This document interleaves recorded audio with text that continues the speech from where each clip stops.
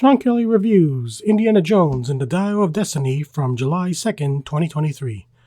The famed archaeologist goes on one last adventure in Indiana Jones and the Dial of Destiny. On the date of his retirement in 1969, Indiana Jones, played by Harrison Ford, is reunited with his goddaughter Helena Shaw, played by Phoebe Waller-Bridge, for the first time in nearly 2 decades. Shaw is looking for information about Archimedes Dial, a relic recovered by her father Basil, played by Toby Jones, during the Second World War.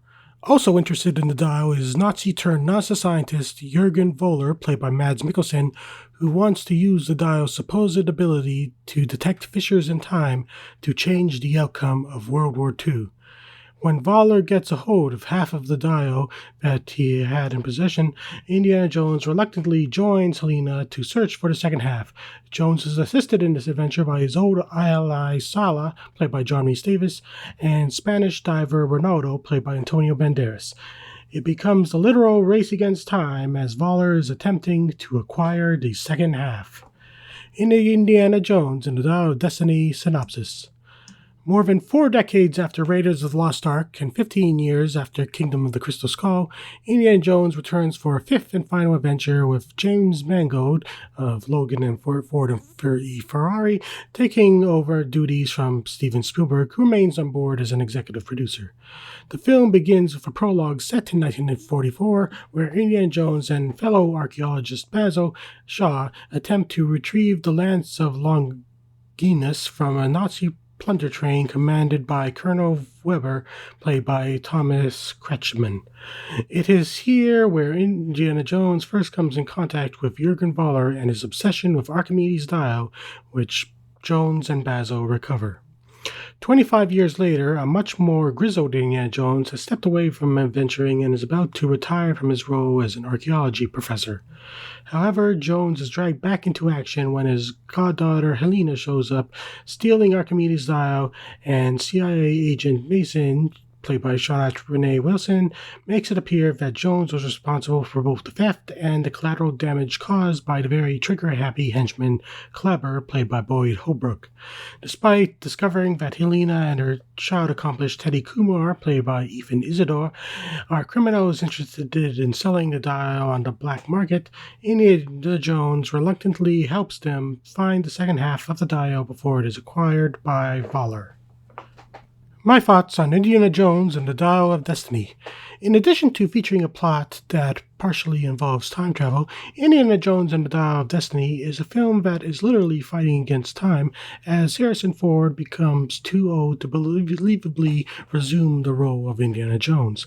While the film takes place only 33 years after the 1936 setting of Raiders of the Lost Ark, as opposed to the real-world chronology of 42 years, Indiana Jones and the Dial of Destiny still takes the nearly 81-year-old Harrison Ford's age into account for what is being reported to be his final time playing Indiana Jones.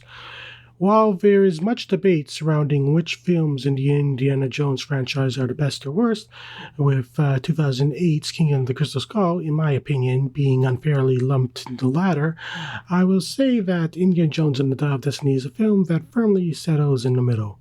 This is a completely fine film in the franchise which can neither be described as the best or worst. Frankly, I would say that enjoyment of this film is probably dependent on how much nostalgia you have for the other 4 films in the franchise. Arguably, I would say that Indiana Jones and the Dial of Destiny peaks in the film's opening prologue.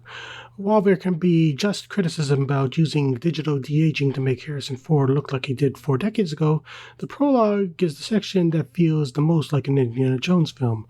When the action switches to 1969, there is something about the film that feels too modern.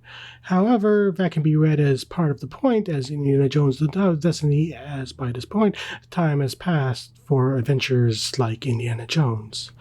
Harrison Ford is joined in the cast by Phoebe Waller-Bridge of Fleabag and Solo: A Star Wars Story as Indiana Jones' goddaughter Helena Shaw, who turns out to be a character who straddles the line between ally and antagonist, as Helena reveals herself to be a bit of a grifter who is more interested about seeing artifacts on the black market. The film also features a sadly quite brief appearance by Antonio Banderas as Jones's old diving friend Ronaldo. The film also features a few returning legacy characters, including John Rhys Davis making his return as former Egyptian digger Salah, now living in the United States with Jones. Finally, Mads Mikkelsen ends up being quite solid as the villain Jürgen Voller, which marks the return of Nazis as the primary Indiana Jones antagonist. While Indiana Jones and the Dial of Destiny is a film that arguably arrives way after the franchise's expiry dates, it still doesn't end up being a terrible film. However, despite making for a fine matinee, this film definitely confirms that it's time for the Indiana Jones franchise to end. I give the film 3.5 stars.